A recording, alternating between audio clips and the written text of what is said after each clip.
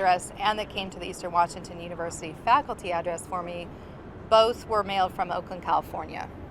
And so, 2 pieces mailed from Oakland and 1 piece of mail that got dropped off at the post office. Again, it seems highly unlikely that an individual that had a key could have been at 2 places at once or would have flown to Oakland to mail those last 2 pieces. I think that's kind of reaching.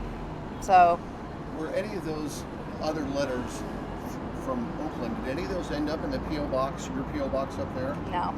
In fact, we had a mail forwarding process where if mail would go to the P.O. box, because that box was closed down after the first incident, it would be sent to the Main Street address but the piece of mail actually got delivered directly, was addressed to 25 West Main Suite 239. And the postal worker that delivered it, I had a conversation with him, and he said that it looked suspicious, and he kind of wondered about putting it in a box, but he went ahead and did it anyway, and asked me if in the future, if he sees something that looks like that again, if he should just keep it at the post office. And I said, please do. And he said he'll do that and then put just a note in our box that they got a suspicious piece of mail. There have been other hate crimes committed against you and your family that have not resulted in an arrest. Do you think that the police department is trying hard enough to get to the bottom of who's terrorizing you? I'm not sure, and when it comes to the formality of deciding what a hate crime is, I really tried to let the police make that decision. So in the case of the mail, I called Crime Check 911, and described what happened, and they said, this is a hate crime, we're dispatching an officer to you to pick up the evidence. In the situation, one of the situations in North Idaho where my 2 sons were out in the garden and saw a noose hanging from the rafters, or what looked like a noose of rope that hadn't been there prior. The officers came and they actually listed that as a hate crime toward me and my sons at that particular point. And so, I really don't want to speculate on what which particular incidents have been hate crimes and by who, because certainly there's been no conclusion in any of these incidents that have resulted in a suspect, and that is highly frustrating. It's been a stretch of years, and certainly no small amount of stress for my kids as well as myself. So I would love to live in a world where hate crimes didn't exist, and I could assure my children that we're safe and nothing will happen in the future.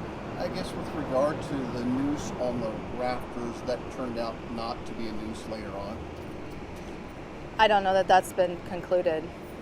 It's actually a rope that was used to hang up a fella's deer whenever he killed deer. Well, I read that in your article, but that was never told to me at the time. And in fact, when we moved into that particular house, that rope was not there. My sons discovered it that morning when they were picking strawberries in the little raised beds. So, people will go to all kind of lengths to minimize or discount or undermine stories. I certainly don't believe that there's conclusive evidence that was not put there, to intimidate or harass, and that certainly wasn't the first appearance of a noose at a residence that we lived at. So that was one of 8 times that you had problems. You were victims of a hate crime in North Idaho. Again, whether I don't know that it's 8 hate crimes decided by the police, but there were 8 incidents where we were harassed. Yes. I'm sorry to hear that. You were the first to notice, hey, there's no canceled stamps on this envelope that was up in the P.O. box. There's no barcode. You kind of knew right off the bat that this probably didn't come through the mail. Mm-hmm. And so when you hear it comes down, they've kind of exonerated the postal employees that put it in there. And right. Now it's kind of like a key holder thing. If somebody said, if it's a key holder and there's only a couple of people have the keys, maybe one of the key holders did it. Well, again, I don't have any reason to believe that. And I actually wasn't the first person to notice that. One of my friends who came over to the house to kind of be supportive right after I received the mail, I posted something on Facebook, like, don't know what everybody else got in their mail today, but I'm really shaken up by this particular package. And some of my friends said, we want to come over. And so one of my friends, Tanya, came over, and at that point, when the officer arrived, he was looking at it, and she's like, that doesn't have a stamp on it. In fact, if you look at it, there's no barcode, and so she's the one that first noticed that, but certainly it was noticed prior to the investigation.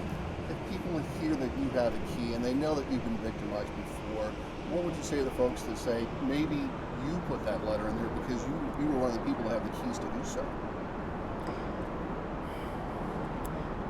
I don't know that I even have any words for that, because as a mother of 2 black sons, I would never terrorize my children, and I don't know any mother personally that would trump up or fabricate something that severe that would affect her kids.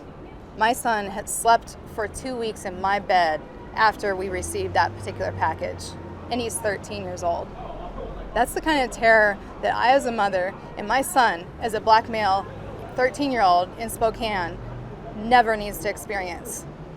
And the slightest implication that I would perpetrate terror toward my kids is at best offensive, but I don't know how that would be a conscionable statement that anybody could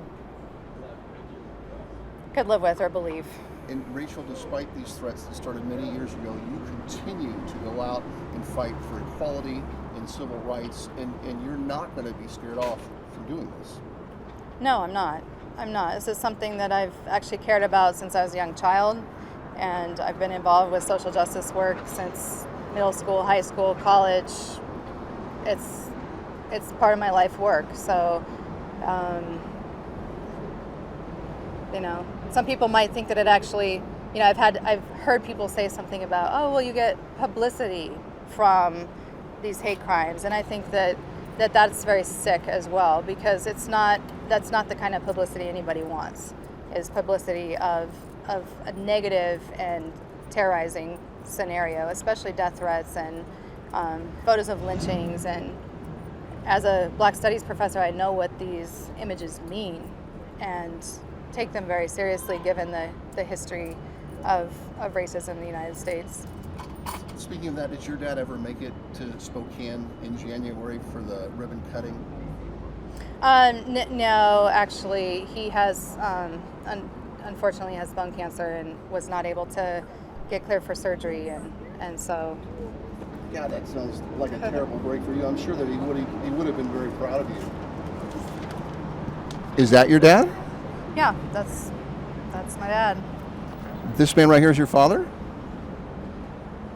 Right there? Do you have a question about that? Yes, ma'am. Okay. I was wondering if your dad really is an African American man. That's I don't know what you're implying. Are you African American? I don't understand the question of. I did tell you that yes, that's my dad, and he was unable to come in January.